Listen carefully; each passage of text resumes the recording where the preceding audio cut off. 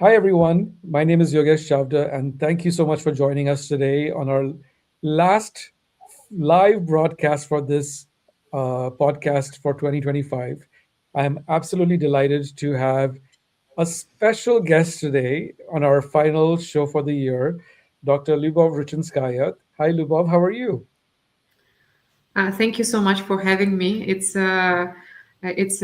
extremely. I'm extremely thankful for this opportunity because I can also congratulate everyone with the beginning of the festive season, because I think that we already have in the air a little bit of the magic, even though that we have to close lots of things and it's getting crazy and crazy. But in the end of the next week, I think that we're going to release all the pressure and focus on our family and friends and, a little bit of a time off. Absolutely, absolutely right. So, I know you're a very busy person, and I know you're calling all the way from Europe for this live show. So, first of all, thank you for doing that. Before we go too far down, our conversation today, I thought what we could do initially is just have you spend a couple of minutes introducing yourself. What's your background? How did you get to where you are? I know you're the founder of Insights Lighthouse. I definitely want to spend time talking about that today to give people an understanding of what you're doing. But give us a sense of, what's your background and how did you get to where you are today? Let's start with that question first. My name is Lyubov. I'm doing insights for the last 22 years. I started on the agency side many years ago, and I stayed for nearly 6 years before I got adopted by Colgate family. So I stayed with Colgate for nearly 14 years, working and living across different geographies. Then I joined Electrolux at the leadership role, and then I moved to Diageo to be part of the business transformation. So that's my journey in a nutshell. So predominantly on the insights part. I Mhm. love insights, and I believe that insights industry is at the stage of transformation.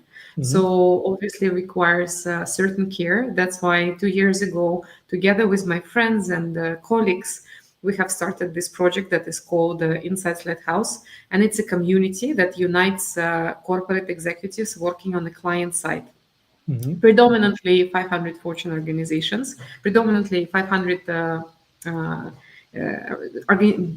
big, large organizations, successful companies. And the project is delighted to give the light to people who stays behind the scenes and drive the business transformation and unlock the growth. Wow, amazing. So we're going to talk a lot about Insights Lighthouse, but before we do that, I have one more follow-up question about you and your background. You said you lived in multiple countries. Can you give us a sense of everywhere you've lived? I'm originally from Russia, and Mhm. I lived in Africa, in Lagos. I lived in Turkey, in Istanbul. I moved to Switzerland, to Basel, where I was residing for the last 10 years. And for Electrolux, I was working in Sweden, in Stockholm. And for Diageo, there are two major offices in Hamburg and in Amsterdam. So it gives me a global exposure, and I did several assignments in US, in New York. So I Mhm. did several short-term assignments. So I was moving there for short-term assignments, as well as I finished my MBA in California. So lived a little bit everywhere. So Amazing, amazing. Well, you and I actually share three places that we share in common. The U.S. is one, of course. The second is Switzerland, and the third is Turkey. I also lived in Turkey for a couple of years in Istanbul, so I did not know that about you. So there you go. So I would consider you to be what's called a third culture kid in that sense, where you've been to so many places where you've got that superpower of knowing how to transition between different kinds of cultures. I would imagine. yes, it gives you the perspective and it gives you the background. I think that opportunity to live and experience other cultures gives you tremendous opportunities to understand the business and the people better, and particularly for people who work in strategy and insights and the data transformation. Mhm. Uh, Experience the culture is the fundamental thing. Absolutely right. That's absolutely right. So, like I said, we'll talk about Insights, Lighthouse in a couple of minutes. But before we do that, I want you to kind of like, level set us, when you reflect now for this past 12 months in terms of, the state of the industry overall. the insights industry in particular. I'm talking about that specifically. What are your top level thoughts in terms of what you've seen happen this year, specifically in the context of the insights industry? So unfortunately, I'm not seeing the positive changes because many companies announce the budget constraints and the crises and the layoffs that, of course, affected people and affected industry and brings not necessarily an optimistic point of view. And I see that some of my friends and colleagues, they're transitioning on the agency side. Mm-hmm. And contrary to the corporate professionals struggling to be part of the big businesses and advocating for the businesses at the time of the automation, businesses on the agency side are growing and striving. So I'm watching what Statista is reporting every year. So, and our industry equals $150 billion in revenue.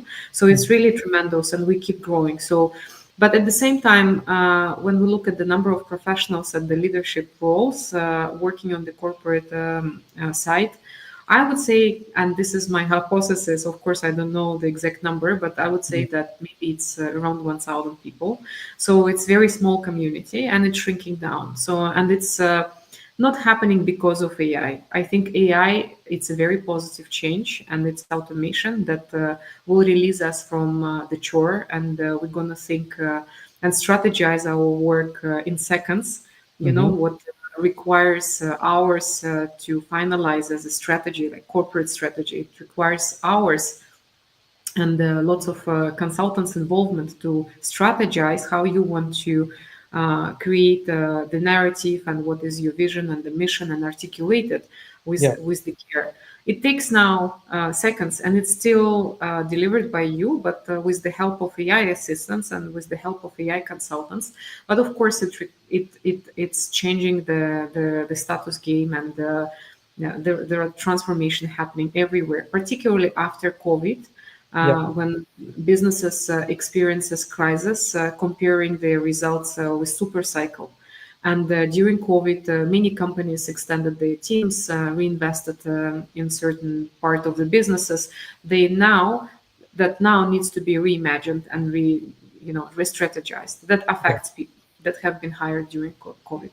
Mm-hmm. So to summarize, our community is getting smaller and requires support. Mm-hmm. Yeah, no, I see the same thing as well. In fact, one of the observations that I've personally made is that AI actually exposes the flaws in any business process, right? It just does that because it's sequential, it's methodical, and in our world, every flaw that we've had from an insights workflow process, input process, and an output process, AI is exposing it in a big way. And I think uh, it's not because of AI, but I think what it's helped me at least kind of like clarify is that the quality of our output that we were giving our organizations was all over the map, quite frankly speaking. Right? There were some people who were doing it really well, or some companies that were doing it really well, and there were some companies that were not doing it well, and that's now getting exposed in a big way. And I think because of that, I think that's the root cause of why companies maybe reducing the budgets, reducing the headcount, and AI is just adding to it, but it's not necessarily the driver of it, if that makes sense. I think being digital requires investment, and it requires not fragmented investment, but the investment at the global scale. Hmm. And for the big giant organizations, it's massive expenses that needs to be committed for the long period of time with vision to receive return on investment in a couple of years.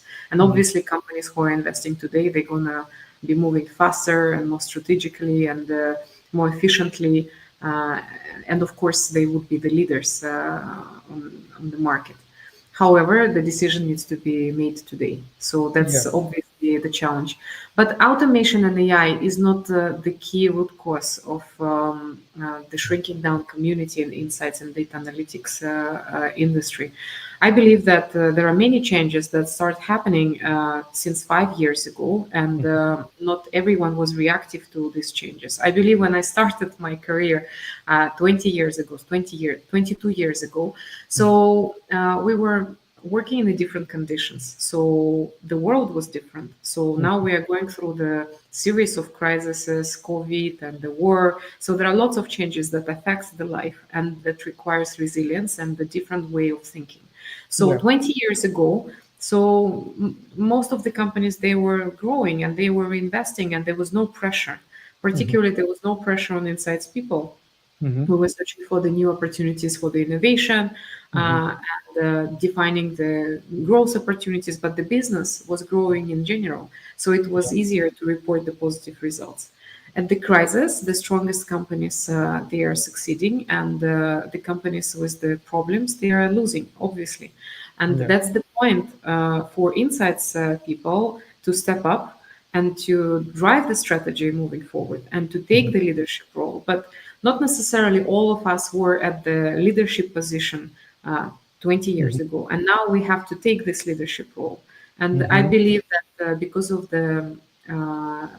of the work that we are performing, some of us, like more quiet and try to find the comfort zone in the data and analysis, and not necessarily spending time and making a focus on advocating for the recommendations and trying to be at the forefront when you know um, the decisions are taken. So now you need to change the focus from delivering the results to advocating for your recommendations and Mhm. to move fast and Mhm. to be happy with 80% of robustness or even 20% of robustness of your analysis, and Mhm. to to do it now, not to wait and not to over perfect. And that requires a mindset shift. And those who Yes. are adjusting and embrace agility and speed, they are Mhm. successful. And those who are not doing that, unfortunately, they take more passive role. And of course, their capabilities and the impact is Mhm. compared with the agents and with the automation and yeah, yeah, obviously, it's very hard not to be replaced at the current conditions if you don't embrace the leadership. I completely agree with you. And, in fact, there are two things that you said that resonate very highly with me. One is you don't have to be perfect, right? And there are a lot of people that I come across who are looking for precision and perfection. And it almost becomes like a puristic mindset in terms of how we do our work. And quite frankly, that works really well in academia. It doesn't work in the business world because ultimately, business is about making money. Let's just be honest with each other, right? So, if you're going to be helping me make money, I'm going to keep you around. But if you're not going to help me make money, there's no value to me as an employer, right? So I think people need to kind of like whether they like it or not, but that is the reality for the most part, that you are there to help either other people make money or you're making money for yourself. So you have to decide which way you want to go, and then that'll determine the impact and the influence that you have within an organization, basically. But the second point that you also made around agility, which I also agree with 100%, is that you also have to think about how the landscape is shifting, not just externally, but also internally within the organization, because priorities change. That's just it's a fact of life, right? So, are you reading the tea leaves? Are you able to sense when priorities are shifting, or there are multiple agendas being played out, and knowing how to navigate that? That's also part of an insights professional's job. And sometimes I feel that people don't see that. I remember when I was younger, I wasn't seeing it either. So I learned it the hard way, but it had to be learned at the end of the day. It's a learnable skill. Is that something that you see, or are you experiencing? I'm guessing you are, right? I think with the time, the expectations from the certain positions are changing, and the expectations 20 years ago was to deliver the synthesis and the reports and to Mhm. provide with the robust articulation, and we were Yeah, given time to do that. And yeah, it's very passive role, so and it's not resonating with me. So I want to be connected with the business and drive the business growth and drive the results and to advocate for the certain decisions and to yeah, be a trusted partner. So yes, obviously, during my career, I met great leaders who trusted me well, not to go into the details of my mathematical analysis, and they were just discussing with me their recommendations, and we were focused on that. yeah, Obviously, when you focus on how you reach to this result, you are losing the audience because your key partners, it's business leaders. And at the time of crisis, like we are living today, we need to focus on the action and Hmm. not like on the path. You have to think about what is the decision needs to be taken, what is the probability of success, and move forward and learn from it and fail fast. So that's the narrative, and the role is changing and the expectations are different. So I believe with the time of AI, we can automate qualitative research, we can automate quantitative research, we can use do-it-yourself platforms and to scale with the feedback we can get from people, and to Hmm. ensure that we are really people-centric when we are developing innovations or when we are taking the decisions how to communicate about our products and services. With that, it's not your work. This is no longer what you are delivering. So you are the one who is creating and orchestrating and Hmm. choosing the path and the approach how to handle all Hmm. these things, and you have to be focused on the actions for the business and for the value and for the revenue. So we all work, as you correctly noticed, in the very sales oriented environment and profit oriented environment, because without profit you cannot reinvest in the business and you cannot do beautiful projects. So if you look from that lens, that you have to drive profit to give back to the society and the planet and to be sustainable and to support minorities. So then it's very critical, and we have to be focused on that. Absolutely, absolutely, and you know, I love the word you used, orchestration, right? That's a skill set, right? We don't talk about that as often, but the reality is that, you know, if you want to be an influencer, you know, you have to know how to orchestrate the organization, uh, and have them not only embrace the insight but also activate that insight through action across multiple functions. It's not just one function like marketing or sales. It's going to be also partnering with finance and R&D and, you know, supply chain, you know, maybe even legal in some cases if it's a, you know, if it's a highly regulated, you know, environment. You got to know how to you know, work through all those kinds of organization, those functional teams, and know how to influence, know how to, you know, show up so you can meet them where they are and help them kind of like work their way through that basically. So love that word, orchestration. Maybe that should be our word for 2026 perhaps, I don't know, but something to think about. You know, so tell me something about next year as you're looking forward. I know we're now at the end of the year, you know, like you said in the beginning of the podcast, you know, where we have 1 year, 1 week left and we go into family, you know, family and friends, and, you know, we wind down a bit. But I'm also suspecting that in the back of your mind you're also thinking about next year. What are the two or three signals that you're paying a lot of attention to about what could happen in the industry for next year? Oh, I think that it's hard to predict the future. Yeah, of So course. it's impossible. So who could imagine the war happening between two countries in Europe? Who could imagine pandemic hitting us?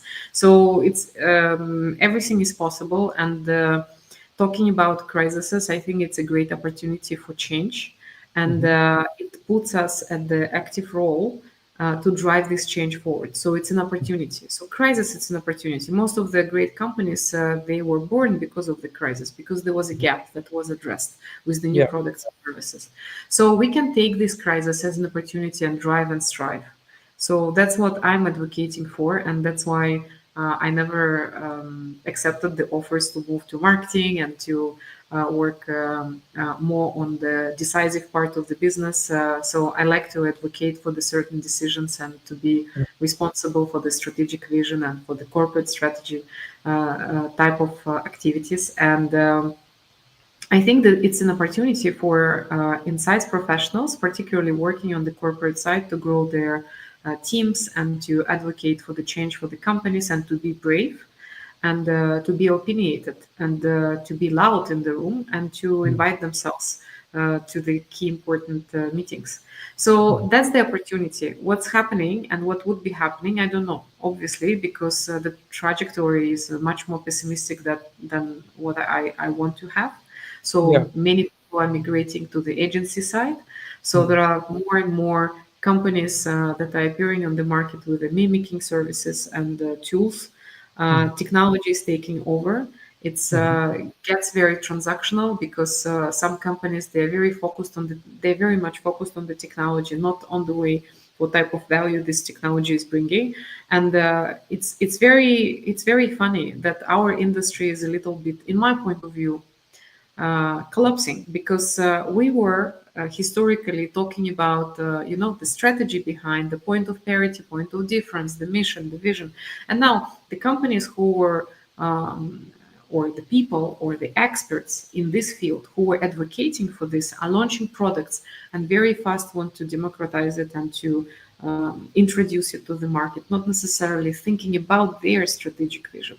And this is a big gap because every time when I meet with the new supplier or with the new company, and they have struggles to articulate what their differences Hmm. versus products already existing on the market, I would Hmm. probably would not have trust to work with them because how can they suggest on the business I'm at if they cannot start with their own business?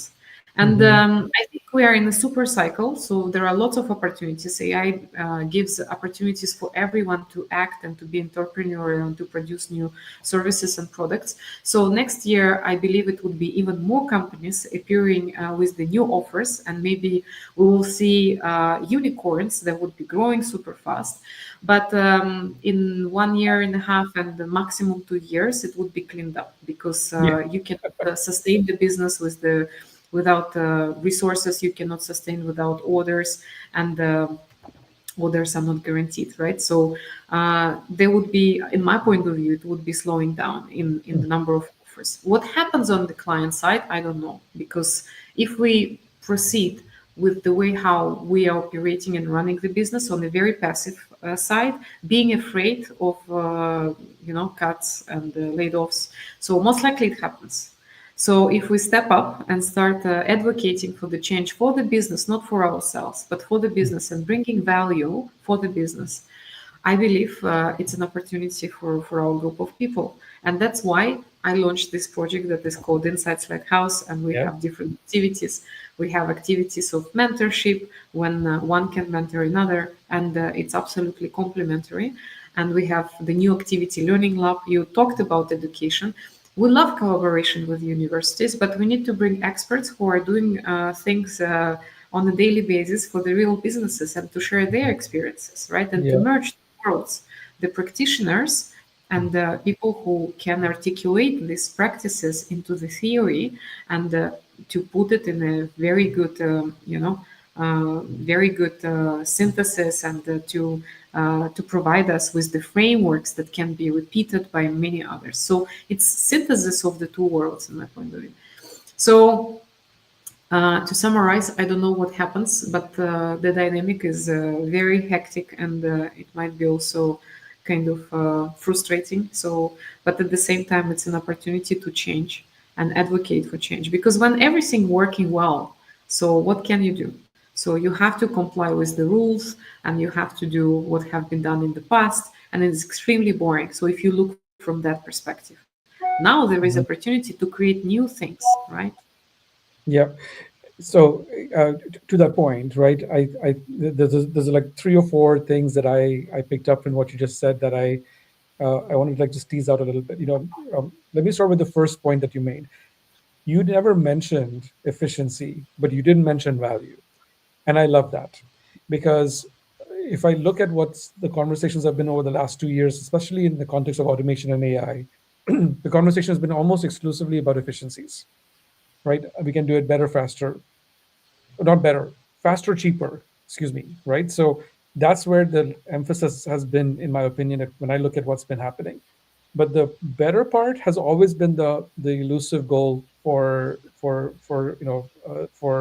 vendors and also on the client side, quite frankly speaking, right? So what does that better actually look like? The value added piece of it, and to me, the ability to link it directly to revenue growth, profit growth, and you show a direct line to that, that's when you're showing that there is value that you're bringing to the organization. That's when you become indispensable because they see you as the person who's trying to actually generate incremental dollars for the organization. To your point earlier about if you have money, then you can reinvest it. Otherwise, you can't, basically, right? So um, for me, that mindset shift, I personally believe.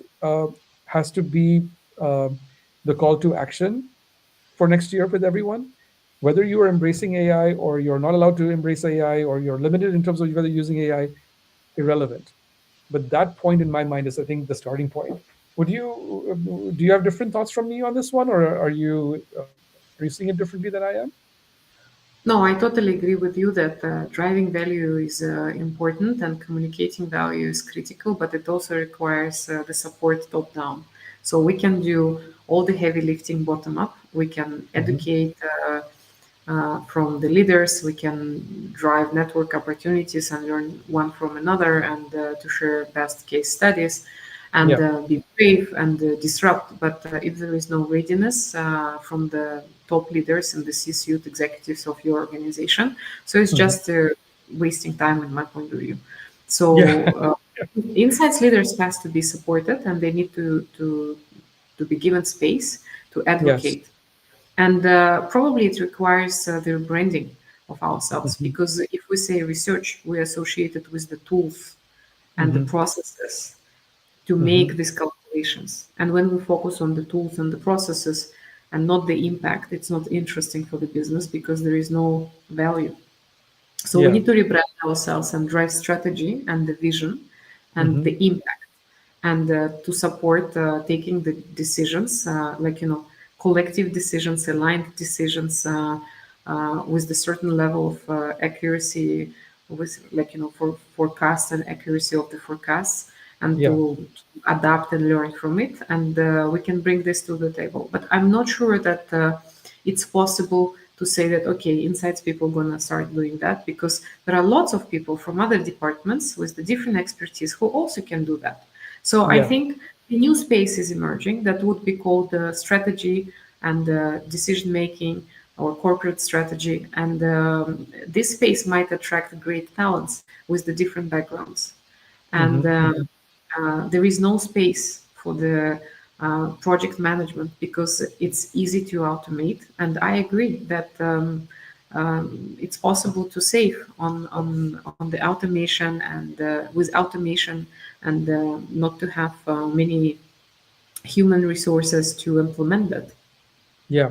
No, you're right. And I think, I started with the value piece deliberately because I think, we bring a unique value add that others cannot bring, but we have to lean into that to be able to influence the organization uh, with our unique expertise. Because you're right, like finance has their unique expertise, supply chain has theirs, etc. Everyone brings their unique expertise, but we also have ours, and we need to lean into that and be able to translate that into actionable impact into the organization at the end of the day. And I also agree, there was another point that you made earlier, which was around education. There was an article I just read this morning from Green Book. Aditi Tandon wrote this article with another colleague of hers, where they had done some survey among the insights community earlier this year, and only 8% of insights professionals felt that they were proficient in AI. This is primarily a US data point. I don't know what it is for Europe or anywhere else, but so I'll be curious to see this being expanded across other regions. But if it's 8%, there's a huge upside in terms of upskilling and reskilling our peers and our community, basically, simply because there is so much room for growth here. So education, I think, is going to be a big deal. So I'm going to use this as an opportunity now to pivot a little bit, Lyubov, if you're okay with it. You've mentioned Insights Lighthouse multiple times, so I want to now spend time talking about that. So before we go into what you're doing, give us a little bit of background first. What is Insights Lighthouse? You mentioned earlier, you started this with a few friends and colleagues, a couple of years ago. So what's the genesis of Insights Lighthouse? Why did you start it, and why now? Um, It's a very good question. So, obviously, there is a story behind that, and it's a very personal project that it's based on my values to connect with people and to drive this connection. And probably 2 years ago, there was a particularly need in connection and driving this human connection and exchange and tackle the challenges together, particularly after COVID, when many companies experiences difficulties, I was thinking how I gonna address it, and I was asking help and mentorship, and I was very proactive.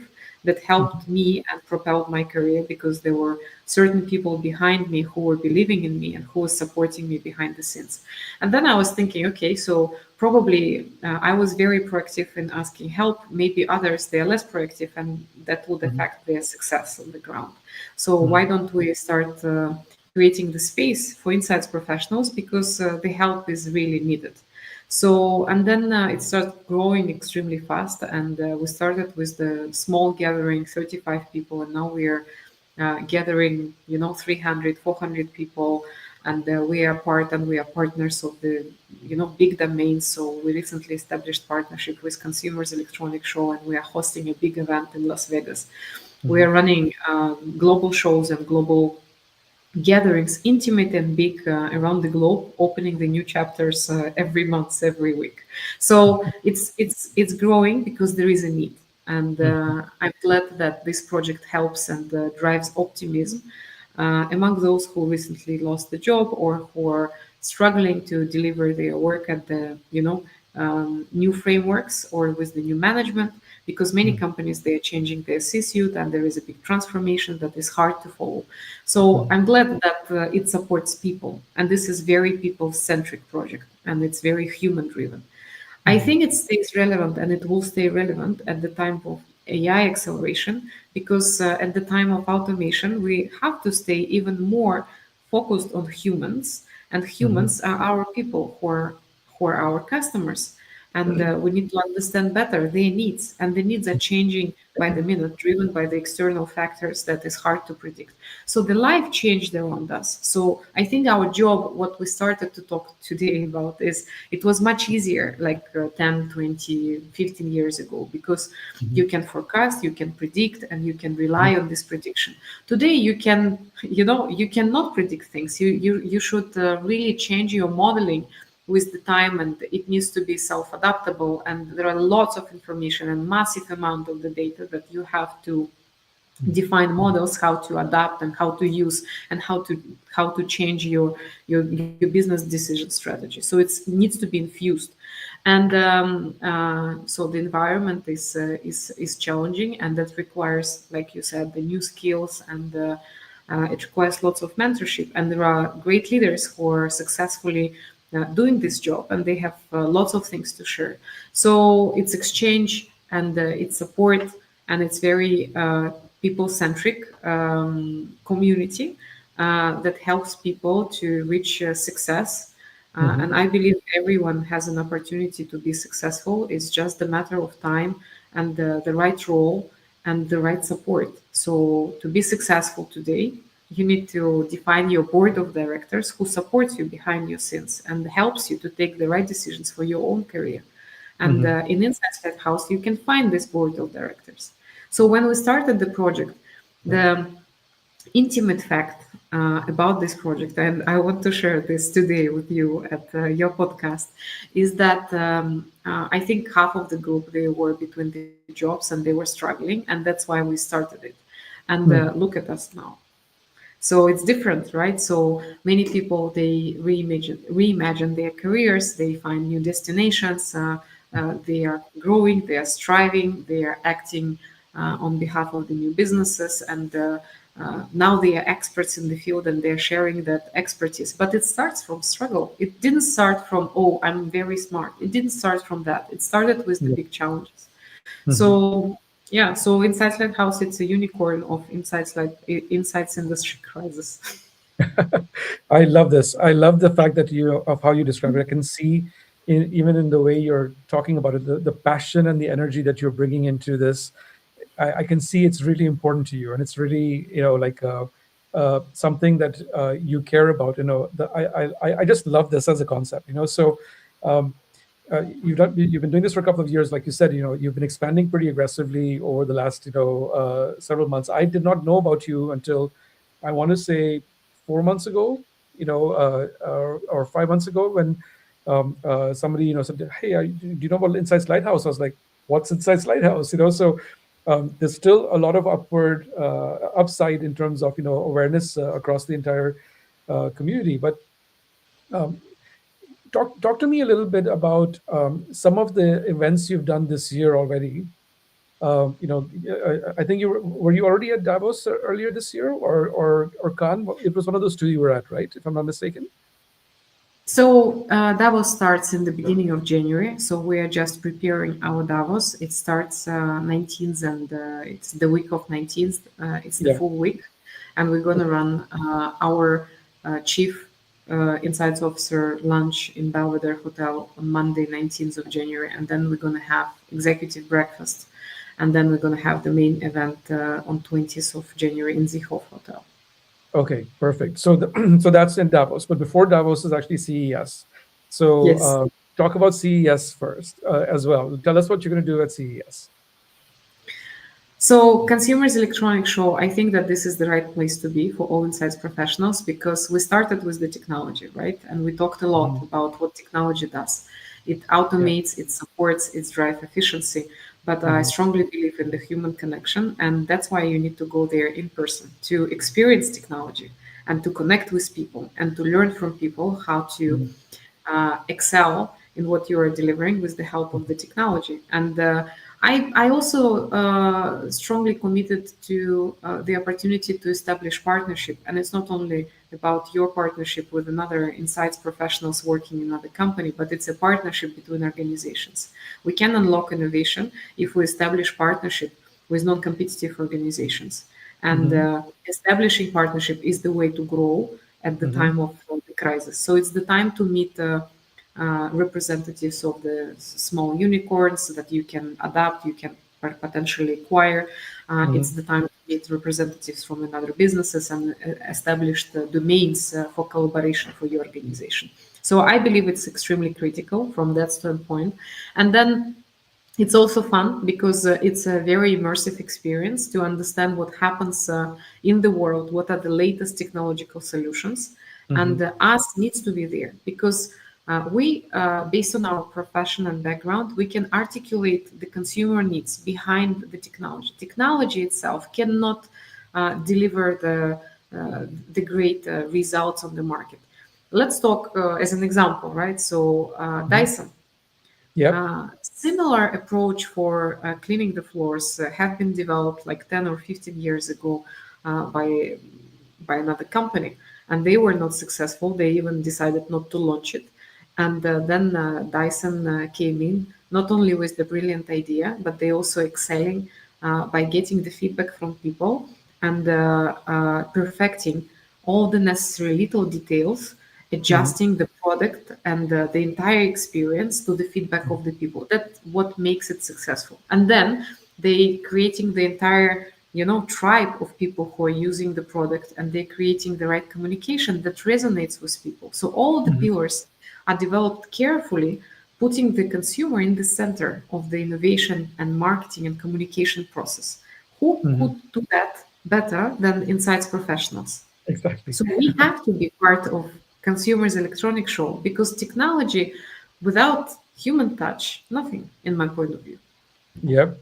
No, you're right. And and it's funny you say that because I've been meaning to go to the CES conference for over a decade, and every time I had an opportunity, somehow the opportunity slipped out of my hands. Right. So this coming year is going to be my first time going. I'm super excited, and that's thanks to you, by the way, for inviting me to join you.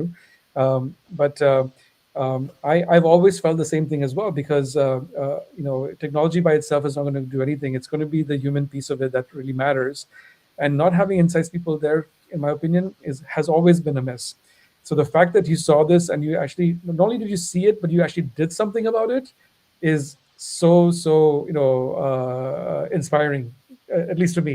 So and I hope others feel the same way as well because I think what will also happen coming out of the show, at least I sincerely hope people do this, everybody who shows up to the Insights Lighthouse events, is that not only do we experience the show together, we talk about it also on these platforms, whether it's LinkedIn or TikTok or Instagram or even on YouTube, having shorts and videos and posts and things like that will make a huge difference in helping others see why this is such a big deal.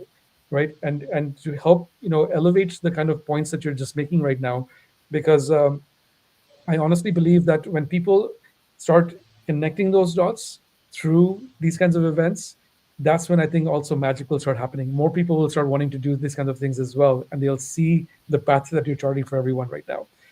So it's a journey, but I think the fact that you took that first step in the journey is absolutely incredible. So I want to just say thank you to you for taking that very big first step, actually. So now you also mentioned Cannes. So I want to talk on all three of them. So you're the CES, there's Davos, and then Cannes as well. Is that correct? Yes, so Davos happens before Cannes, so it happens in January 19th and 20th. Yeah. So, and this year we're going to unite predominantly American community at CES and Okay. predominantly European community in Davos. And Hmm. Cannes touches the unique angle, its effectiveness of communication and its Hmm. creativity. And it's Hmm. also a fun place to be. Hmm. So it's kind of the biggest forum of marketeers, and now we are part of the biggest forum of marketeers. So it would be third year to be there. So Oh wow. it's a great opportunity. But Cannes sounds a little bit distant in time. Between now and Cannes, it's still, I think, half a year to go. So our Yeah. key focus is to perfect the relationship with the new members and the new insights professionals who are joining us, and Yeah. creating the presence at the two important domains during the World Economic Forum in Davos and during Mhm. the Consumers Electronic Show in Las Vegas. And it happens just right after the festive season, so it feels like it will happen tomorrow, because literally this week we are closing all necessary tasks and everything, and then we're going to break for holiday, and then Yeah. we're going to see each other in Las Vegas. So the way how Exactly. the time accelerated after COVID, it's scary in my point of view. No, no, I get that. But just so that I understand, because you said you already did Cannes the last couple of years. Could you just talk a little bit about what were your key insights coming out of those experiences? So I think it's very critical to establish a relationship with the business leaders. If we want to lead, we have to partner with them, and we need to get their support. And in that particular case, we have a strategic choices by choosing the domains. So Hmm. Cannes Lions attracts sizable number of chief marketing officers, and they talk about creativity and the vision and the strategy. So that's the right place to be to address these points. Hmm. Davos, it's all about the economy and the transformation and the trends and predict the future, and to be Hmm. alerted about the factors that we cannot handle, and Hmm. like policies or taxes or external conflicts or polarization.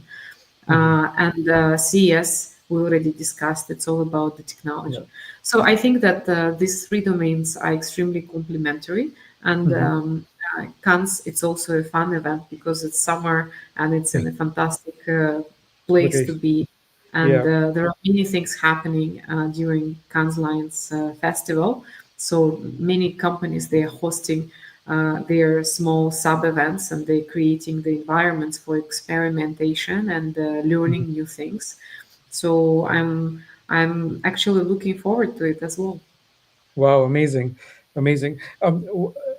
I know there's a big event also that happens in, I think, Barcelona with the mobile conference or something. Have you all looked at that as an option also? I'm just curious.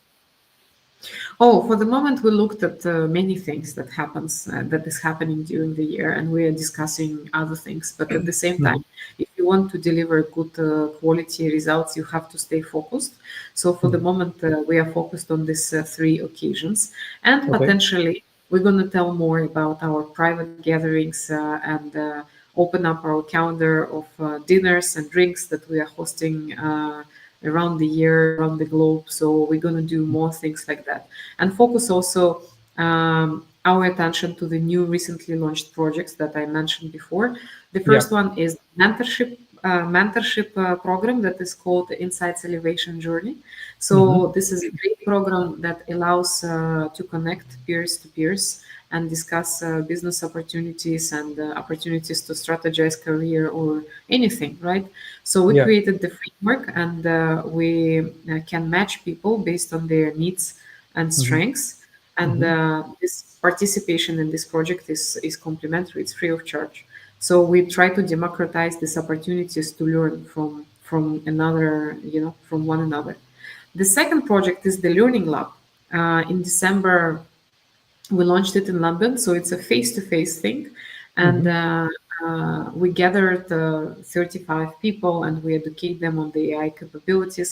Hmm. Ivan Terikov from Lufthansa company, he came and actually shared all his knowledge that he gained working for Lufthansa for the last decade, and put it in the framework that is easy to learn and to apply for the business. Hmm.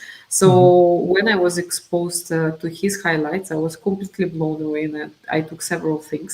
So this is really extreme opportunity to learn things that are very practical. Yeah. So that's really amazing. But I'm not advocating purely for the business leaders who educate the other business leaders. I'm also establishing partnership with the universities. So we partner with the Yale University, and we send our delegates in March to the course to learn more about insights capabilities and to connect with peers. And Hmm. that as exciting. This is as exciting as learning lab activations. Yeah. So in the end of the day, I believe all of us collectively, with the fantastic companies that were historically serving our industry, we need to create more opportunities for insights professionals to learn and to change, because the change is required, and that's what we are trying to do. That's amazing. I love both these initiatives, and I think, I can just see it, growing over time. Um, are you also looking for people to help you with that, or do you already have people identified for the next 6 to 12 months, or where are you in that process? Obviously, I always open to receive and to give support and help. So Hmm. everyone who wants to talk to me about the projects or what I'm doing, so I'm open, and I can even share my contact details. So I'm very happy to connect and collaborate. So Insights Lighthouse operates with the board advisory group. We are 15 people in total, and then we have brand ambassadors. It's 20 people in around the globe, and the number of people are growing, and they are hosting the dinners and the gatherings. So there are Hmm. more chapters opened on a monthly basis. So if you want to start your chapter in your town, just let me know. Amazing, amazing, amazing. I know we in Chicago we're starting it. We have a dinner coming up next week. In fact, I think there was one in Atlanta this week. So yeah, I'm certainly seeing the level of activity increasing significantly, at least in the U.S. market. I see also the posts in the community, in Europe, and also I think in Asia and Singapore. I think you had something going on too, not too long ago. So it's incredible how quickly it's this has become such a viral. I don't want to call it activity. It's you're growing it really, thoughtfully, but there is a virality to what's going on here also, which I just absolutely love in terms of what's happening here. So this is just absolutely amazing, Lubov. So as you're looking forward now, you've said a few things already. I don't want to belabor the point there, but if there's one thing you could accomplish by the end of next year, call it your New Year's resolution for 2026, what would that one thing be? So I think every year I'm trying to support several people to find their new career opportunities. And Hmm. this is mentorship, because I was mentored by great professionals. I Hmm. started my mentorship with several great individuals. Thank you, Kimfer, and thank you, Satya, if you listen in my podcast. So, and it's very critical to have someone who believed in you more than you believe in yourself, and to Hmm. to give credit up front. So, and they asked me to mentor back. So every year I'm taking several people. I'm trying to help them to find the better destinations in life. So I hope that I would be able to help them, and I hope that the number of people I can help will Mhm. scale. So that's probably would be my pure wish. Amazing. What you're basically saying is you're paying it forward, and that's a value that I completely embrace as well, and I think it's not just admirable. I think it's the right thing to do, and um, the way you're going about doing it, it's not just one on one. You're making it one to many, and that's the beautiful part of what you've actually accomplished, with Insights Lighthouse, in my opinion. You're helping so many people. You may not see it, immediately, but I can guarantee you, 3 years, 5 years, 10 years down the line, there'll be somebody else who will be inspired by you and will be wanting to take the initiative and take it, and move it forward and further as well. So, Lubov, you've done an incredible job here. So thank you so much for being on the podcast today. I personally learned a lot. I hope you've had an opportunity to Thank share what's on your mind. Is there anything I've not asked you that's top of mind for you that you would like to share? How are you doing? What is on your side? What do you think about the industry? So we don't have space and time for many questions, but Yeah. what is your expectations from 2026? My expectations. So I have two. The first one basically is that I am actually launching a new company called Mhm. Yogi AI early next year. It's based on an agentic workflow that I've built.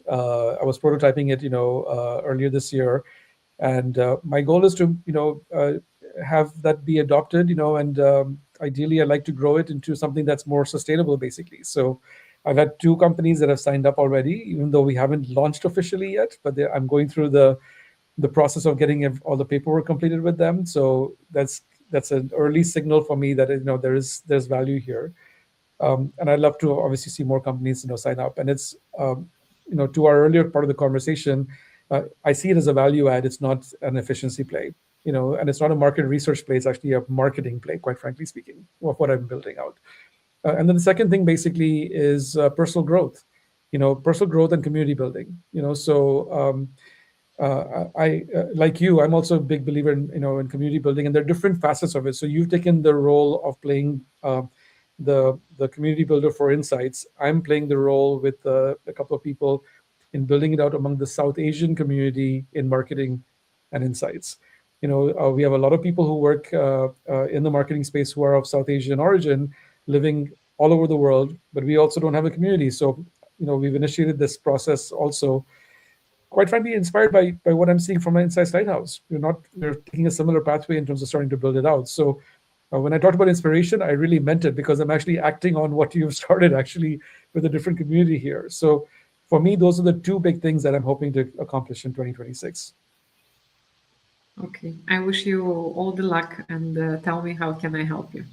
Oh, thank you so much. And likewise, obviously I'm there to support you, and I will always will. So not only from a mentoring perspective, but also from an education perspective, having been a professor, at a university here in the US for the last couple of years, I think I know a few things here and there now on how to do training and, the educational things. So happy to support you in helping you build that kind of, program out as well. So, but no, thank you again.